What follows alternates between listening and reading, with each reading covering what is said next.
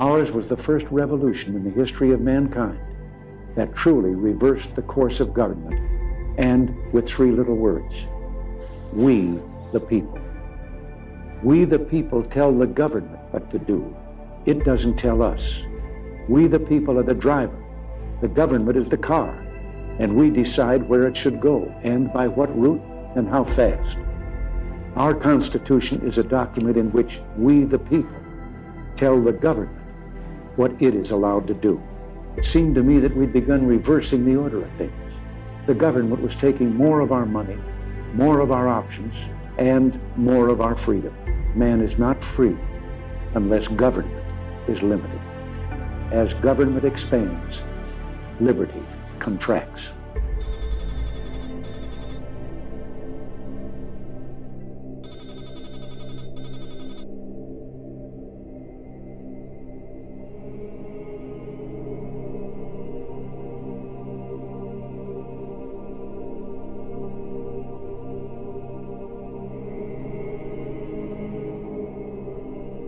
In the councils of government, we must guard against the acquisition of unwarranted influence by the military-industrial complex. The potential for the disastrous rise of misplaced power exists and will persist. We must not fail to comprehend its grave implications.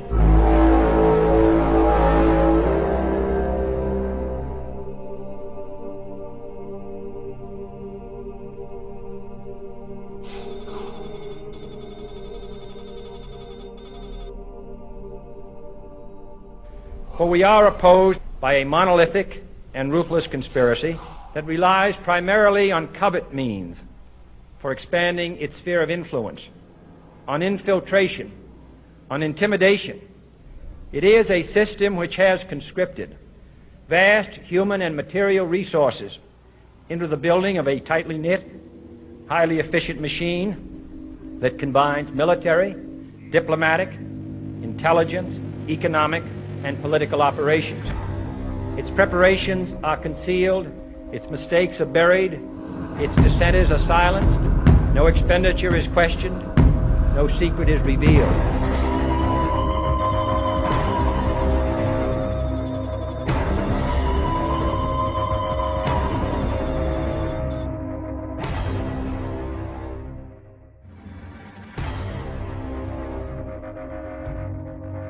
Shadowy government with the ability to pursue its own ideas of the national interest, free from all checks and balances, and free from the law itself. You've got to be a country with a rule of law, and that rule of law has to be followed by both the people and the government for it to work. It can't just work one way and not the other. James Baker looms very large. He has been White House Chief of Staff, Secretary of the Treasury, Secretary of State. When I was Secretary of State, I had the view there were too many conflicting intelligence entities, and there was too much redundancy in it. Today we have 17 intelligence agencies. They're all, to some extent or another, doing the same job. It's part of the overall problem with our government. It is too big. We have too many people trying to do the same thing, and it creates a lot of confusion and a lot of bureaucratic infighting. When I left the office, I was shocked to find out that we were spending $30 billion a year on intelligence. I hate to think of what we might be spending today. And I think it could be a very healthy thing for a new administration to take a look at that.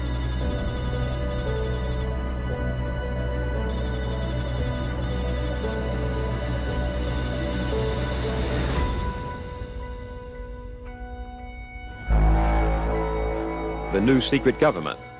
Soon it was taking on covert operations, abroad and at home.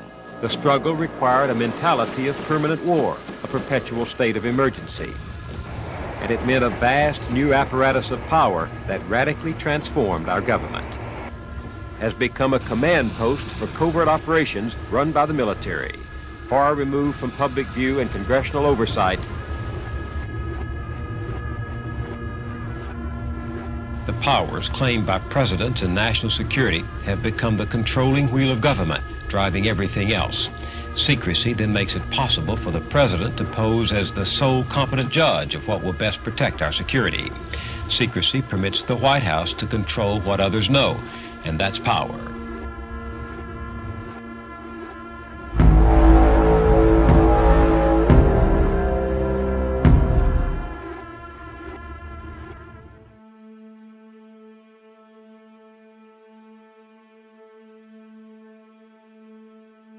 I'm sitting here in D.C. with the rare opportunity to speak with someone who served in the innermost circles of the U.S. war machine.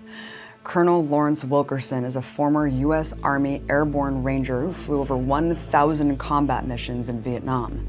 He was National Security Advisor to the Reagan administration and later served as Chief of Staff to Colin Powell during the Bush administration. You're a retired Army officer. You're a Republican.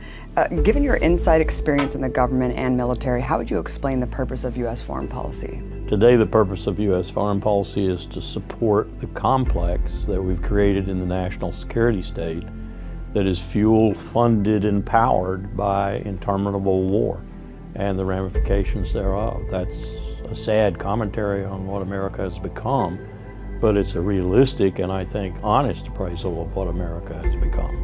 Today, the U.S. military cost is more than the 11 other biggest militaries on Earth combined. Solution: reduce its costs by half by eliminating incompetence, redundancy, and waste, and it will still be the largest and most lethal defense force on Earth, and greater than China's and Russia's combined.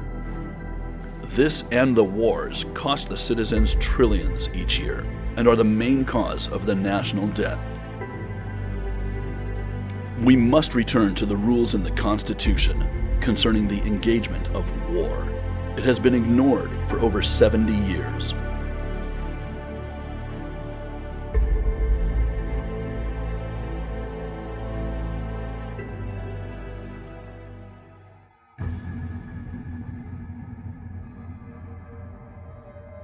Give me control of a nation's money supply, and I care not who makes its laws. Mayer Amschel Rothschild, founder of the Rothschild banking dynasty in Europe, the wealthiest family in human history.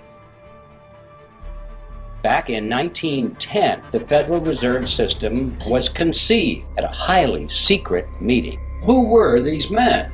Senator Nelson Aldrich, business associate of J.P. Morgan, father-in-law to John D. Rockefeller Jr., Abraham Piatt Andrew, who was Assistant Secretary of the Treasury. Frank Vanderlip was the president of the National City Bank of New York, which was the largest and the most powerful of all the banks in the country. Henry Davison, representing the financial interests of William Rockefeller, he was the senior partner of the J.P. Morgan Company. Charles Norton, he was the president of the First National Bank of New York, which was another one of the giants. Benjamin Strong, who was the head of J.P. Morgan's Bankers Trust Company.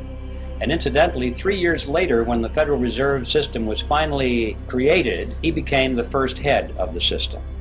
Paul Warburg, who was probably the most important of all the men there because of his knowledge of banking as it was practiced in Europe. He was a representative of the Rothschild banking dynasty in England and France, one of the wealthiest men in the world.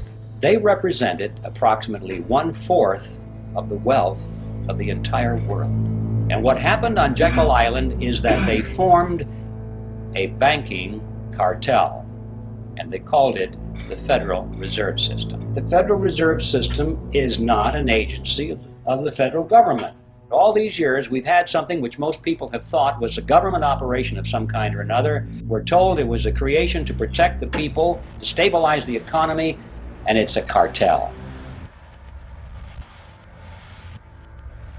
The Federal Reserve is an independent agency, and that means basically that there is no other agency of government which can overrule actions that we take. So we're not a free market then? You're quite correct. There is a central bank governing the amount of money in the system. That is not a free market. And the purpose of a cartel is to enhance the profit structure of the members of the cartel.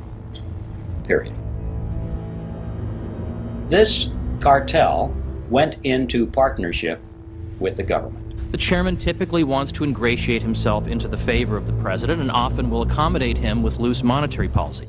The Fed, as we've seen, has the ability to extend trillions of dollars to unidentified recipients on undisclosed terms. The government is able to borrow a tremendous amount of money and therefore spend more than it takes in taxes, but never enough. They always need more than that. Let's say the United States needs money. Instead of issuing their own United States notes, backed by their own credit, they issue treasury bonds. They then sell these bonds to the Federal Reserve, which buys them with money they created out of thin air. The money that the Fed created then goes to the U.S. The U.S. then pays interest on the money that the Fed lent to the Treasury. So to clarify, the Fed creates money from nothing, loans that money to the U.S., and then charges interest on that money. There is no money. There's just a checkbook. So this money springs into being precisely at the instant that the Federal Reserve officer signs the check and gives it to the government. If you and I were to do that, we would go to jail. But they can do it because Congress wants them to do it. Operating against the public interest. It encourages war. It's not backed by gold. It's not backed by anything except people's confidence in the United States of America. Solution. Take back from the Federal Reserve the people's constitutional right to print their own money. Then we would have no need for debt.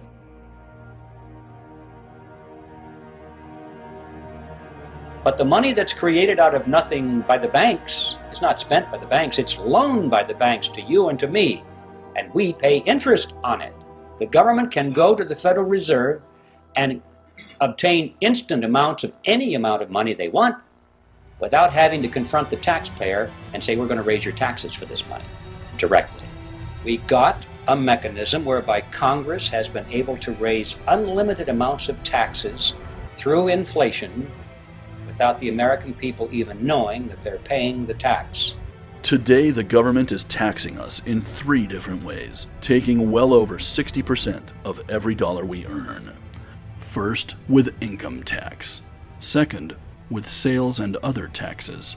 Third, with harmful levels of inflation.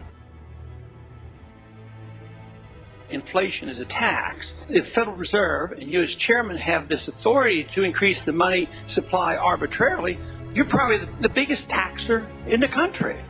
You're a bigger taxer than the Congress. You as a Federal Reserve chairman and the Federal Reserve Board create hundreds of billions of dollars without even appropriation process. Every time we see the cost of living going up, we indirectly are paying a tax. Congressman, I couldn't agree with you more that inflation is a tax and that inflation currently is too high. This is a visual representation of $10,000, $1 million, $100 million, $1 billion, and $1 trillion. There are $124 trillion in circulation in the economy.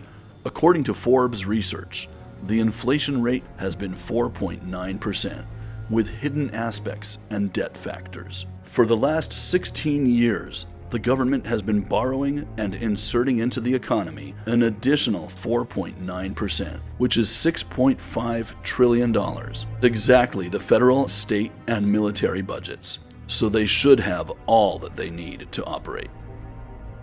Nice to see you.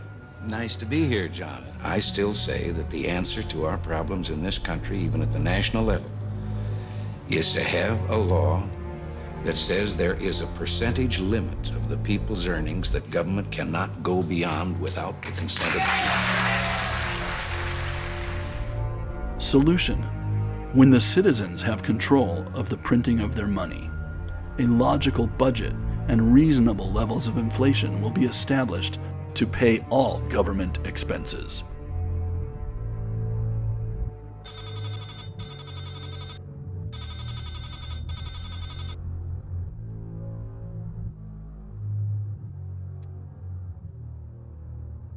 The tax code is a mess, and it's because of these 70,000 pages that dictate virtually every aspect of our lives and cost Americans about 6 billion hours worth of our time just to comply with. It's made the IRS a super agency involved in everything. Politicians have discovered an income tax is a money machine. There's no group in America other than maybe lobbyists who defend this code. We have had 14,000 changes since 1986. Today, you can make a change in the code. 6 months later, people may discover what actually happened. Half the lobbying in Washington revolves around this beast, and let's kill it and start all over again. It's so incompetent that it costs the taxpayer more than $2 for the government to collect $1 of your money. Businesses spend more than 80 hours a year on federal taxes. You're talking about a month of work devoted not even to paying taxes, just trying to comply with the tax code, right? If you're spending time working on taxes, you're not spending time improving products, investing in your employees, expanding your business, creating jobs, which is exactly what the economy needs. Take GE, for example. 2011, according to a report, they had about 1,000 employees just doing this instead of producing light bulbs. We ought to have tax reform, and we ought to start by making it so simple that you don't have to hire a lawyer to find out how much you owe every year. Johnny, we live in the only country in the world where it takes more brains to figure out your income tax than it does to earn the income. Maybe you're right. And that's the reason about 6 out of 10 of us pay someone else to do our taxes, because it's not only so complicated, we're afraid of making a mistake. And you're saying that those 6 out of 10 of us could have used that money and time more creatively, might have boosted the economy, doing something useful. Today, tax compliance employs more workers than Walmart, UPS, McDonald's, IBM, and Citigroup combined. And they produce nothing of value for the citizen. Complex tax rules are an invitation to the ruling class to abuse its power. Our best protection is simplicity. If everyone understands the rules, it's hard to manipulate them. Solution: eliminate income tax completely. And every taxpayer will have double their money to spend. Just printing the money that the government needs to operate is the only way to prevent those with self-centered interests from manipulating the system to their advantage and stealing from the citizens. There is no bureaucracy required, no complexity, and no ability for manipulation. It levels the playing field and is completely fair for all citizens, from a child with his piggy bank to a billionaire like President Trump. This is just the income tax. There are all sorts of sneaky taxes that most of you may not even know about.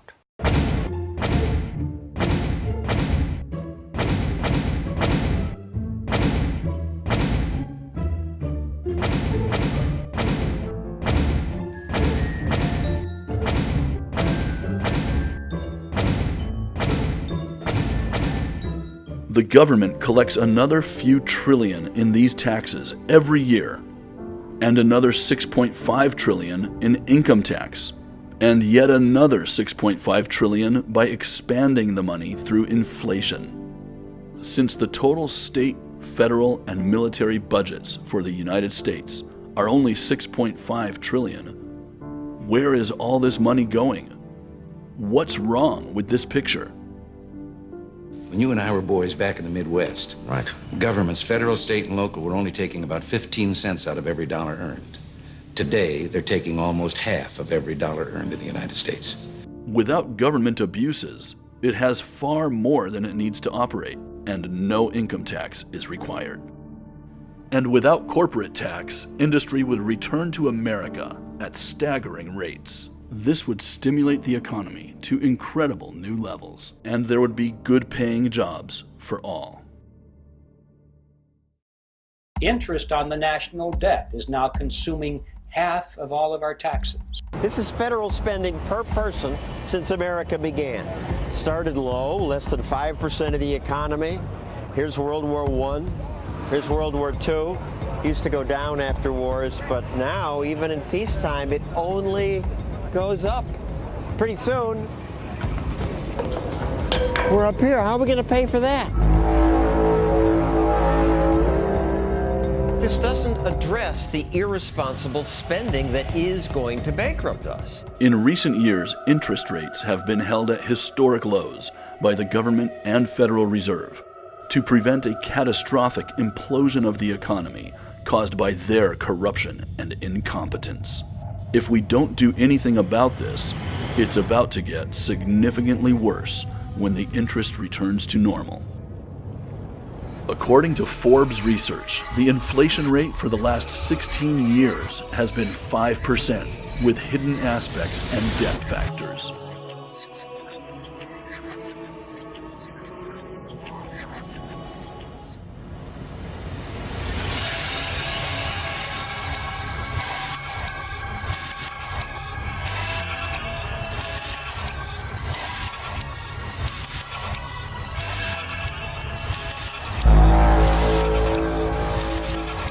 Ignoring this is like being diagnosed with cancer, but you still feel okay, so you choose to do nothing.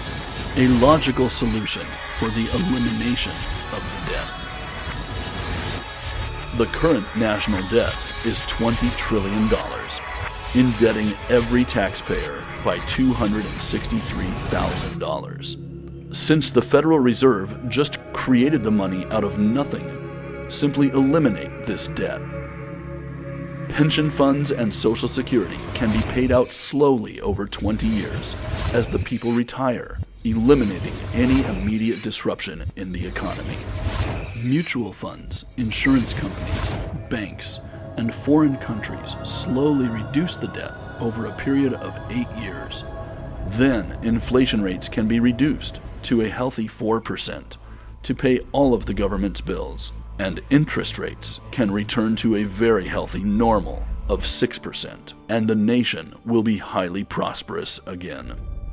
Bret Stephens is a Pulitzer Prize-winning foreign affairs columnist for the Wall Street Journal. A return to a normal interest rate. We have been too low for too long, and this has fundamentally distorted the economy in favor of investors or speculators, but against the interests of mom and pop savers. If you've had your money mainly in a checking account or in a savings account these last few years, it's been a very rough ride for you. And so to return to a normal interest rate regime will in fact favor a middle class that has taken it in the chin. Large banks, when they get into trouble, they're going to be bailed out by the government, which means by your tax dollars and mine. Congress always rushes in and says, yes, we can't allow those bad things to happen to the people. And so they vote the money to guarantee the loans or make outright payments in some very creative fashions so that the interest can continue flowing to the banks.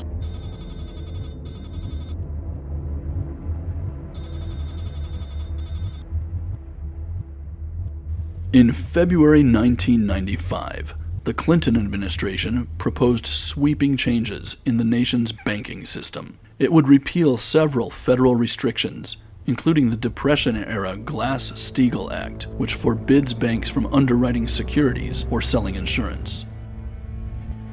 Dr. Greenspan, I want to start with you. You were the longest-serving chairman of the Federal Reserve in history, and during this period of time, you were perhaps the leading proponent of deregulation of our financial markets. During Greenspan's reign, the financial sector would double its share of the economy. Companies that once sold products would now sell loans, and firms that had once worked in service to their clients would now make enormous profits trading for themselves, engineering ever more exotic financial products like derivatives, which, unlike traditional assets, were bought and sold in secret, left completely unregulated. Mr. Greenspan, I have long been concerned that you are way out of touch with the needs of the middle class and working families of our country. Alan Greenspan's function in life is to represent the wealthiest people in our society and the largest corporations. According to a team at Bloomberg News, the U.S. had lent, spent, or guaranteed as much as $12.8 trillion to rescue the economy. That's trillion with a T. The Bloomberg reporters have been following that money. Bob Ivry. You have the most powerful institutions in America lending and guaranteeing trillions of taxpayer money and not telling us why or how or where or who's getting it.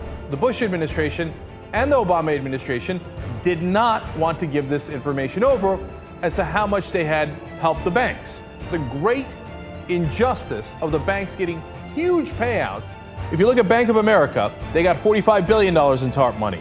but they got $91.4 billion from the Fed. Citigroup, $45 billion from TARP, but $99.5 billion from the Fed. They actually got twice as much money from the Federal Reserve that they got from the Treasury. So they want you to look at the Treasury money. They don't want you to look at the Fed money because that's where the real action is. Just the top 6 big banks, which are the best politically connected ones, well, they got $160 billion from TARP, but they got $460 billion from the Fed. They got 63% of the money. So if you're politically connected, you got 63% of the booty. This crash that they started, that they caused, didn't hurt them at all. It wound up helping them. Why? Because they captured the government. Those loans, in fact, wound up making them billions of dollars in free money. And we get nothing. 3 out of the 4 largest financial institutions are nearly 80% bigger than before we bailed them out because they were too big to fail. Solution. We need to reinstate the banking laws recently lobbied away that prevent the banks from taking advantage of the American citizens' money.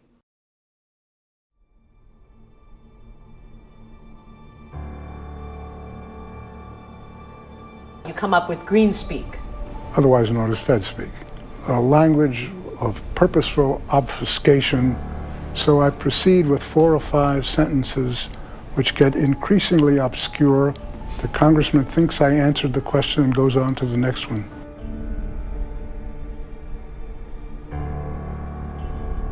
People don't feel like these numbers are right. I would say, the answer is I don't know. There are some cases where it wasn't just being wrong. No, sure. If there's bad behavior, then bad behavior should be punished. There was nothing. There was not criminality, but there was civil wrongs in Goldman Sachs, which we paid fines. With respect to which we paid fines, and so that punishment. But why are the people at the top not held accountable? Well, the answer is, look. I don't know how to. We could have. I know that in the conspiracy world, theory-driven world in which we live in, you connect data points. But heck, I go out and I meet with editors of newspapers. I meet with Republicans leaders.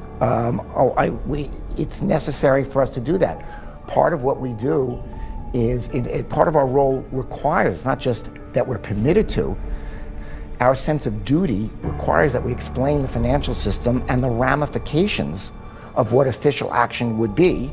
And of course, we engage our political leaders. I mean, you can go on and trace it, but listen, I don't know how to. I'm not sure how to respond to that. People say that. I think, look at it's something. Frankly, The last few years of Congress have been the most unproductive ever. Yeah. Both parties have told newly elected members of the Congress that they should spend 30 hours a week in the Republican and Democratic call centers dialing for dollars. That's a lot of telemarketing, probably more than most telemarketers do. It's discouraging good people from running for public office. As a sitting member of Congress, your first responsibility is to make sure you hit $18,000 a day. Cold calling a list that fundraisers put in front of you. It's a cult-like boiler room on Capitol Hill. It's shameful. It's beneath the dignity of the office that our voters and our communities entrust us to serve. That's more time calling and asking for money than constituent work or floor work in Congress. The incompetent minds that got us into these messes are not qualified to get us out of them. Inspector Coleman, you're the Inspector General for the Federal Reserve, right? Okay. That's correct. Well, I have a copy of the Inspector General Act here in front of me, and it says, among other things, that it's your responsibility to conduct and supervise audits and investigations relating to the programs and operations of your agency. That's correct. So I'm asking you if your agency has, in fact, according to Bloomberg, extended $9 trillion in credit, which, by the way, works out to $30,000 for every single man, woman, and child in this country. I'd like to know, if you're not responsible for investigating that, who is? In terms of who's responsible for investigating, would you mind repeating the question one more time?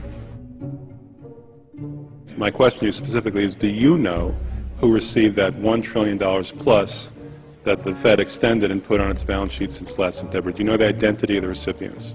I do not know. So are you telling me that nobody at the Federal Reserve is keeping track on a regular basis of the losses that it incurs on what is now a $2 trillion portfolio? I don't know. A lot of people think that the president of the New York Fed works for the U.S. government, but in fact, you work for the private banks that elected you. The people don't elect you, it's the individuals who sit on the board of the New York Fed that elect you. Is that correct? It's slightly more complicated than that. On derivatives, yeah, I think they were wrong, and I think I was wrong to take it. And my question for you is simple. Were you wrong? Your view of the world, your ideology was not right. It was not working. Precisely. That's precisely the reason I was shocked, because I had been going for 40 years or more with very considerable evidence that it was working exceptionally well. You mentioned that there was a very large amount of money that could not be accounted for in the Pentagon. They spend about half of all the money we vote to spend in the Congress. And we don't spend 1% of our time in the Congress talking about this expenditure. The adversary is closer to home. It's the Pentagon bureaucracy. He said money wasted by the military poses a serious threat. More money for the Pentagon when its own auditors admit the military cannot account for 25% of what it already spends. According to some estimates, we cannot track $2.3 trillion in transactions. In fact, it could be said that it's a matter of life and death. 20 years ago, Pentagon employee Franklin C. Spinney made headlines exposing what he calls the accounting games. He believes the problem has gotten worse. Those numbers are pie in the sky. The books are cooked routinely year after year after year.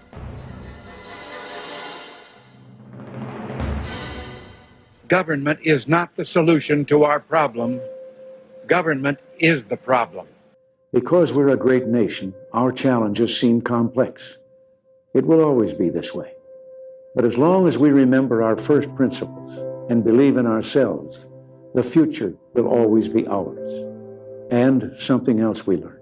Once you begin a great movement, there's no telling where it'll end. The American people, or at least a substantial, powerful minority of them, hopefully a powerful majority of them, are going to have to get sick and tired of this. They're going to have to get angry about it, and they're going to have to take action. That's the only thing that I see as a way to salvage this republic before it sinks completely. You and I have within ourselves the God-given right and the ability to determine our own destiny. But freedom is never more than one generation away from extinction.